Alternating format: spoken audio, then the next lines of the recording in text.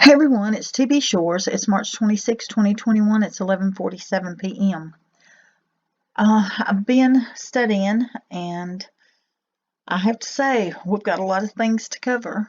The good Lord only knows how I'm going to fit all this in and tie it together, but He always does it. So,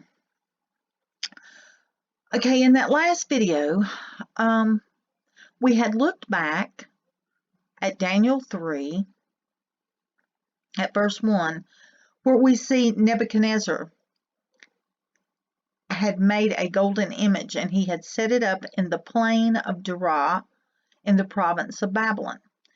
Now, we know we had dug into the Hebrew words and different meanings of words to understand what the Lord was trying to show us here. And we know he set it up is about establishing it in the plain. Okay, that's what we were in the last one.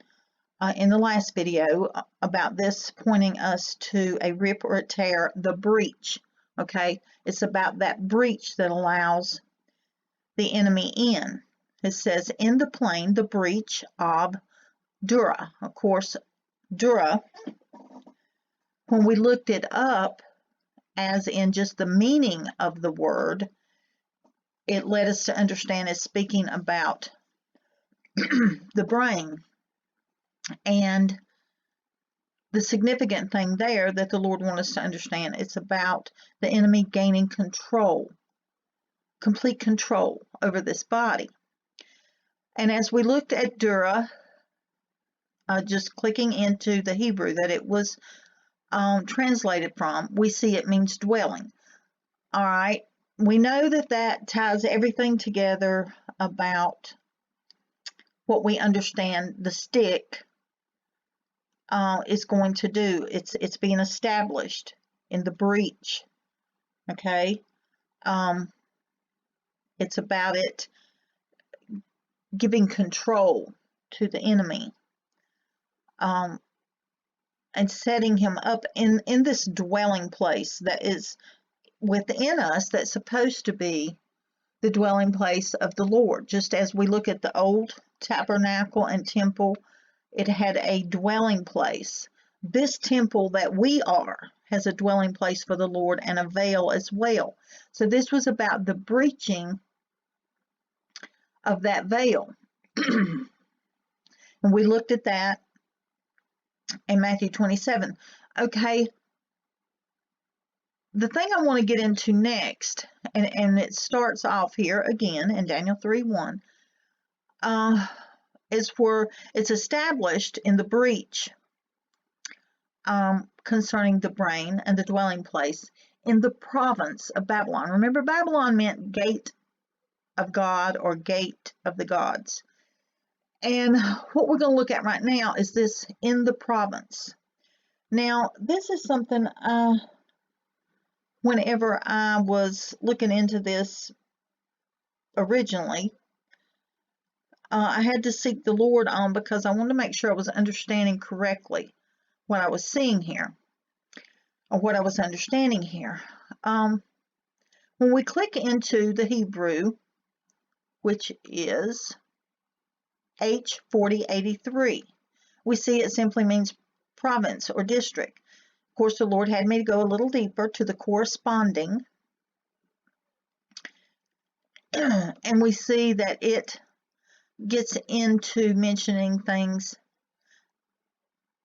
like judgeship, jurisdiction, district as ruled by a judge.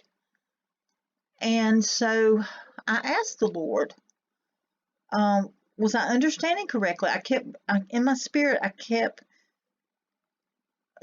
sensing that this was speaking about, let's get back over here to it, about what was taking place here, about this image being set up, this image of gold being set up in the breach. That I was understanding that this was a judgment. And the Lord, you know, if you've been on my channel very long, you know the Lord had me to do a very long series on judgment on the church and how that ties in with understanding the wise and the foolish mentioned in Matthew 25. I think it's 25, 24. I hate to misquote stuff. But let's see. It is. Bear with me. It is Matthew 25. So when we understand the things that the Lord has brought me through, and He's tying many of the things He's given me over the years together in this. This is about the convergence of all things, okay? Which means we are at the end, and God's judgments are coming. This is what we're getting into now, is understanding. It says in the province. I was understanding it was because it was pointing to judge and jurisdiction. I started seeking the Lord to understand. Are we talking about this being a judgment? Okay. Getting into looking at what is happening with the stick and how it, oh my goodness, I'm trying to think of the best way to put this. How it is affecting people and what the enemy's intent is, okay? The enemy's intent is to silence the voice of God within us, and silence the voice of God within us, and put out that light that's within us and fill it with the darkness. Now, keep in mind, I'm not saying the Lord has not specified to me this is about the enemy being able to remove him from us. That's not what I'm saying. It's about the enemy, my understanding. I don't know what the Lord will show and give more detail on later, but at this point, it's my understanding that this is about the enemy being able to keep us from hearing the voice of God through this plan and this technology that is being put together and put forth. And something the Lord had taken me to back in February the 7th to be exact. He had taken me to some scripture. I didn't understand why, because he was showing me a lot of the things that we're getting into now, but this was like an oddball thing that didn't fit with any of it, and I didn't quite understand at that moment. But he had taken me to scripture in James chapters 1 and 2, and just the notes that I've got in my Bible here. I just want to give you an idea of what the Lord had given me and how it ties into this. This particular scripture had a subtitle in my KJV that says the testing of faith. Okay, it says, the notes I wrote down, verse 3, I think is what this says. The trying of your faith worketh patience. Okay, we are at a trying of our faith. Okay, the church itself is being tried. Our faith is being tried because either we trust God for everything, or basically, and he keeps saying this to me over and over, we trust him with everything or we don't trust him at all. So when we look back at Psalm 91:4, where it says, he shall cover thee with his feathers, and under his wing shalt thou trust. His trust shall be our shield. And when we look at that and then consider what 2 Thessalonians says in chapter 2, verse 10, where it says, because they receive not the love of the truth, that is why the delusion comes upon them, because they have not received the love of God's truth, that he is our shield, he is our everything, that we can rely on him completely. Now, it's important that I bring this up because when we continue with what the Lord is showing me about judgment, you've got to understand that it's important to the Lord that we trust Him completely, because our relationship with Him is not a partial thing. It is supposed to be complete, a complete relationship with Him. We are supposed to trust Him completely. We are supposed to give Him everything, rest in Him with everything, knowing that He is in complete control and that He will take care of us. And if you read Psalm 91, read it and really think about what it's saying. You can see that there is a trust in the Lord there that is not supposed to waver in any way. So it's important that we get that through in our understanding before I move forward with what I'm about to talk about, because this is about judgment coming to the house of God. Now, I know in those videos that I covered, I'm trying to think, I'm thinking that was in 2015, where it was about the church, the first judged, and it went into talking about the wise and the foolish and what the difference was in the wise and the foolish and why they were considered wise and why they were considered foolish. And it's all about the knowledge that you have gained about the Lord by building that relationship, by getting into the Word and spending time with Him. That is supposed to be what builds our faith and our hope and our trust in Him.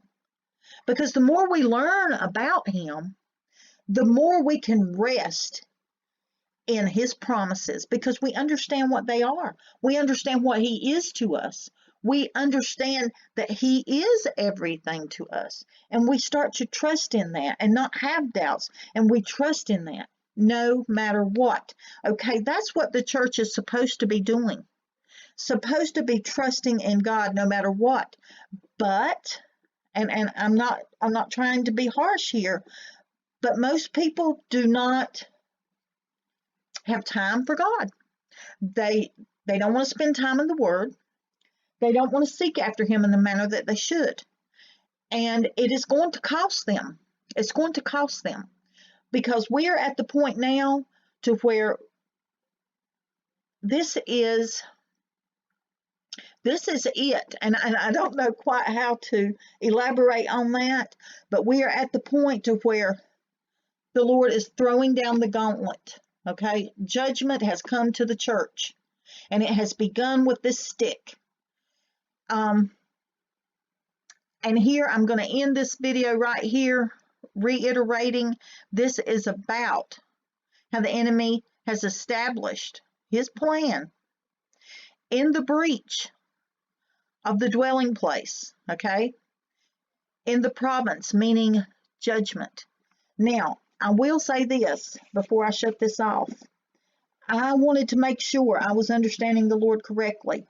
Are you fixing to take me into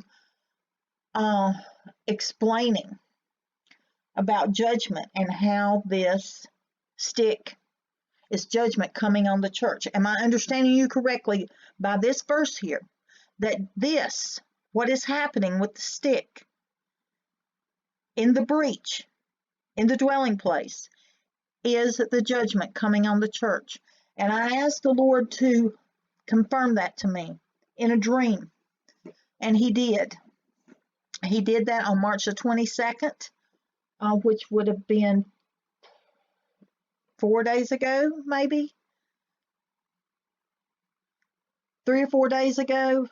We just clicked over. It's 12:01 a.m. We just clicked over to the 27th. So yes, it would have been roughly 4 days ago. And so the very night that I asked Him to confirm it to me in a dream, He gave me a dream confirming this.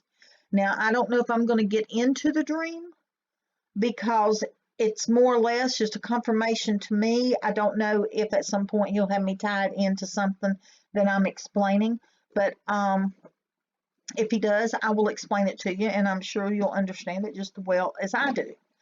But I want you to know, I don't say this lightly, but this stick is about the judgment falling on the church. And the Lord did confirm it to me that I was understanding correctly.